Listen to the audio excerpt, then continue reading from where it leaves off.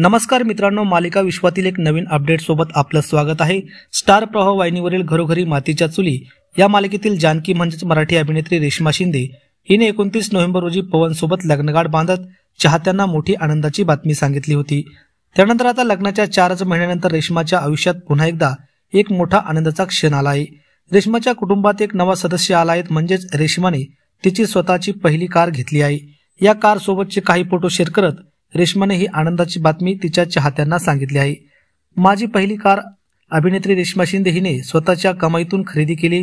तिच्या स्वप्नातील electronic car हॅपीसेट Tata curve ही तब्बल 18 लाखाची इलेक्ट्रॉनिक कार खरेदी केल्यावर रेश्माने ही आनंदाची बातमी चाहत्यांसोबत शेअर केली आहे। त्यामुळे रेश्मा शिंदेने नवीन कार घेतल्याबद्दल चाहते तिचं अभिनंदन करताना दिसत आहे। तर तुम्हाला अभिनेत्री रेश्मा शिंदे आवडते का आणि तुम्ही घरोघरी मातीच्या चुली मालिका पाहता का?